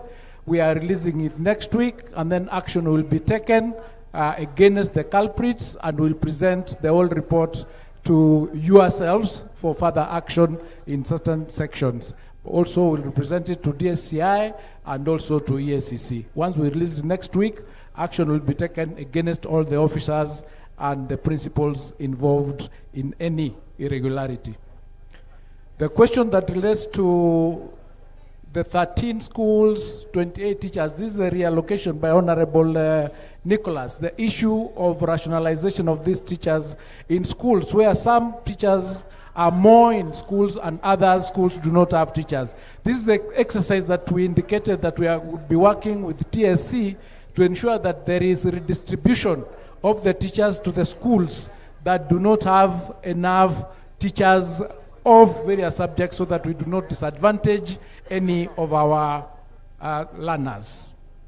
Wamahua's question, Honorable Wamahua, any activity that is charged by a primary school is illegal and irregular, as activity is fully funded by the ministry in the capitation that is normally released. To Honorable Atandi's question that relates to issues of public participation, the ministry has not effected the implementation of those projects because the resources have not been received. It is a funding challenge. Once the resources are received, we will be able to undertake the implementation of those projects. Honorable Sigei raised a question. Yes, who is shouting point of order? Atandi, is it Atandi?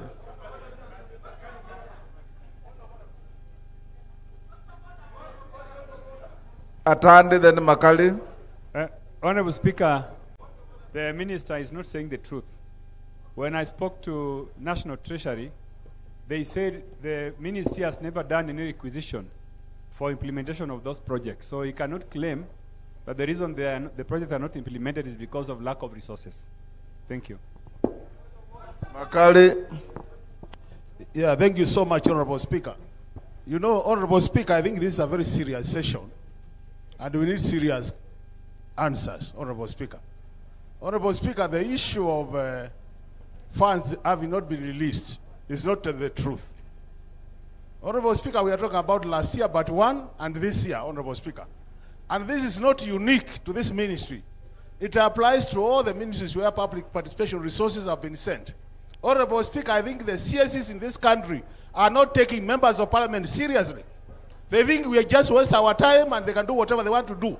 It is time we take action, Honorable Speaker. Otherwise, we are going to mess the country. You go out there, you promise things, we can't act as parliament. So we are being seen, Honorable Speaker, as a toothless parliament. You must protect us, Mr. Speaker. Go on, Minister. Wamawa, take your seat. Thank you, Mr. Speaker. He has answered your question. I will follow up on the issue of requisition and confirm. He has said the parents should not pay any activity money. Yes.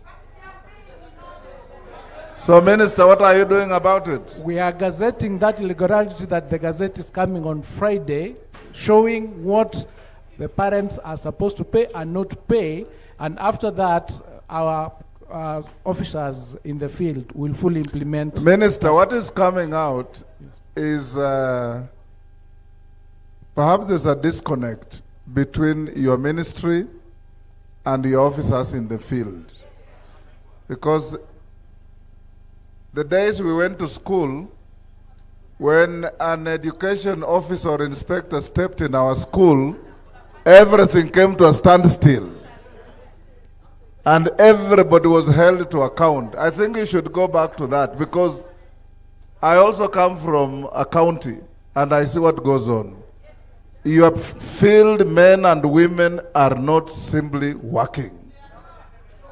So you need to do something. I'm well guided, Mr. Speaker. We'll definitely act. Take your seat, Mami. Yes. Give us the opportunity. We are going to make sure that this house will support you. Yes. To streamline education in this country. Thank you. But you must take the big stick and walk with it. Thank you. Let him answer all the questions pending first. Go ahead. Honorable Sigei's question on World Bank projects that were started 10 years ago that have not been done or completed. I am aware that there is a SEQUIP program that was done that was not properly conducted or implemented, and I know that there is an audit that is going on at the moment to be able to inform the decision that will be made on actions that will be taken on those incomplete projects. So once the report of the audit is completed, we will take the necessary action and the necessary steps depending on the recommendations of that report. This question of uniforms, we've responded to it by Honorable Wamchomba. We have indicated that the teachers are not supposed to be selling uniforms in school. They should allow parents to buy uniforms from wherever they find the uniforms to be cheaper. But as I said, it's a conversation that we have to make sure that we come up with a lasting solution to the menace that has been brought about by teachers sending away students because of uniforms, including the case that you mentioned, which I wasn't aware of, that they stayed for 2 days in the benches, but we'll get a report on it and take action against that principle. I hope you still don't want me to get fired. Honorable Maungu, the CS, these teachers did indicate how many students they will be receiving, and they indicated the capacity of those institutions. So the students were allocated to those schools based on the capacity of those schools. And as I indicated earlier, students were allowed to select the schools of their choice to which they were going.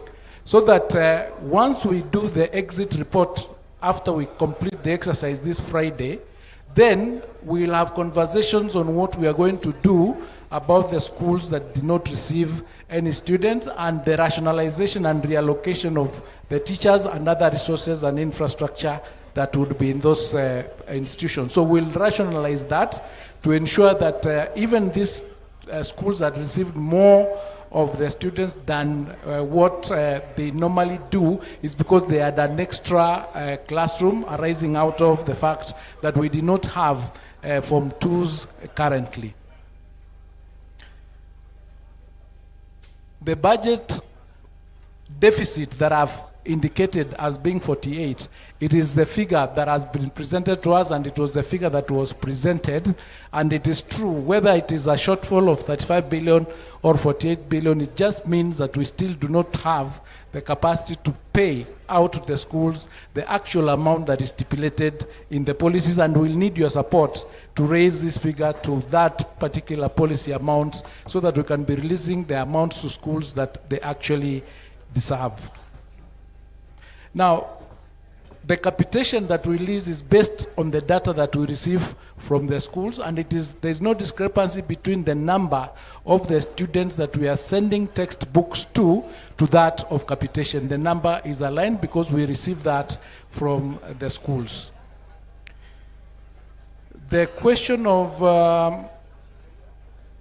the security of our teachers in the Kericho areas, I indicated we are working with the Ministry of Interior. I don't have the full list of all the schools where there is insecurity, but our teams work with the security teams on the ground, just like we are protecting every other person to ensure that our teachers are safe in the schools that they are in, so that they do not have to run away from those places or from those institutions. But this kind of security Kemei talked about, Waziri, is not the same as the one in northern Kenya or in Baringo. She's saying parents are attacking teachers because they have been posting poor results year in, year out. So it's a question of standards that the parents are resisting. What do you do about that? I think in cases like those where we get the information, we liaise with TSC to either move the teachers around and find out what the issue is. So each case is treated on its own basis to be able to get the right decision. But generally, we work with the Ministry of Interior to ensure that the security of our teachers and learners in our schools. The question of Honorable Weda about what will happen in making remedial responses to the continuous neglect of the schools in Lamu East. We have an affirmative action that we take as a ministry, but I wouldn't be able to indicate whether there'll be any sort of payment for what has already been lost. What we can do is just work together to ensure that those areas that have been disadvantaged, they get fast-tracked so that we release enough teachers there, enough facilities in order to ensure that we do not continue with the neglect of those areas. The infrastructure released to constituencies, we've indicated and my team has confirmed that we are going to distribute that list to Parliament so that each person can see how the infrastructure fund has been distributed across the country in the last 10 years. Honorable Lillian, I'm not quite sure that I've been to Lambwe to lay any foundation stone, but I apologize if I've not picked your calls. Going forward, I will endeavor to ensure that I pick all calls, but I've not been to that place. But I will be able to pick those ones when I'm able to. Thank you. The primary school that was demolished by, I'm not sure whether we are talking about the same issue that you discussed with me on the environment, on the forest. And if that is the issue, we did I did raise this issue with my colleague, and we did agree that the school will continue where it is. And I think you have put up something for the school to continue, and we'll be able to come and support you, because we agreed that they should not demolish it further. The distribution of development fund, that's the same issue that I have said, that will provide the list across the country. Thank you. Thank you, Waziri. He asked about ghost schools. I did. You did. What did you say? He was not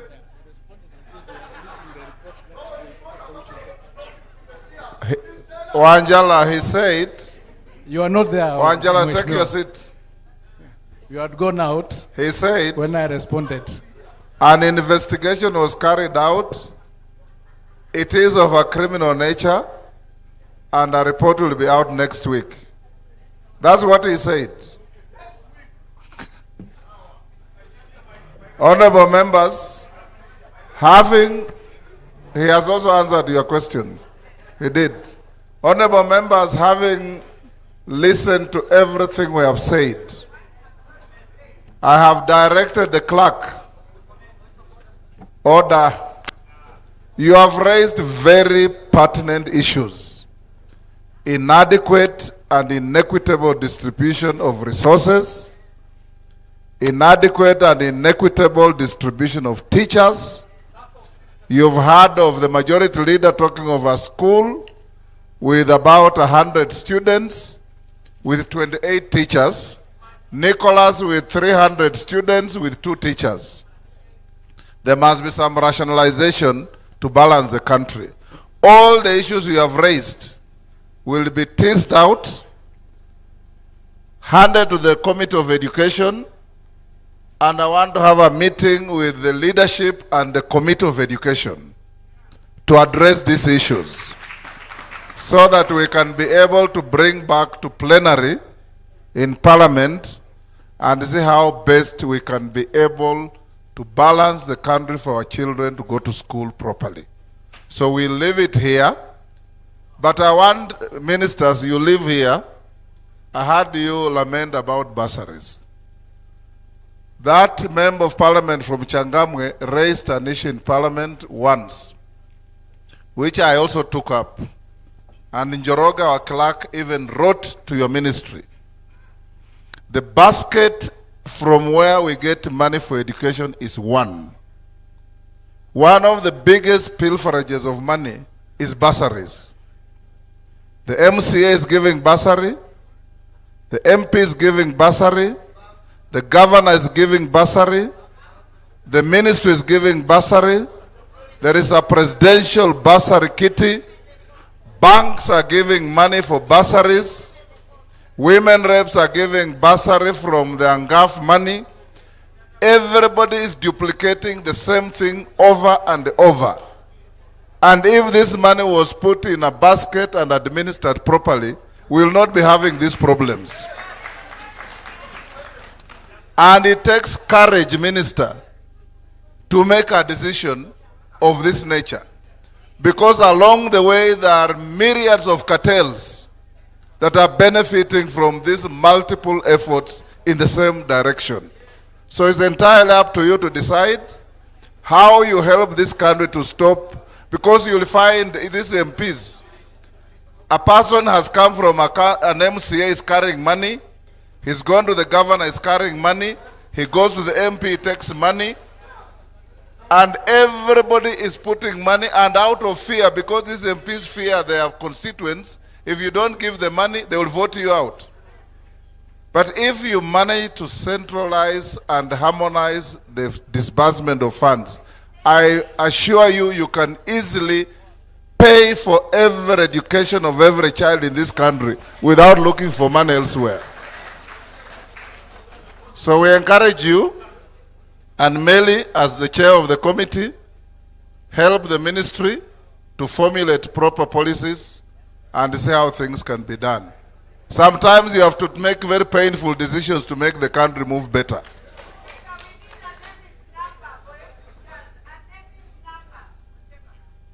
You've had Waziri, a name is number for every child.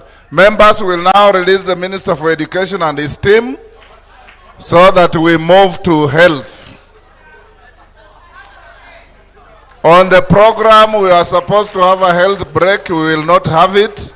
We'll move straight to the Ministry of Health. Migos Ogamba and your team, you can now exit quietly so that we start our new session. Who is here? Rachel. Yes. Okay. Pardon?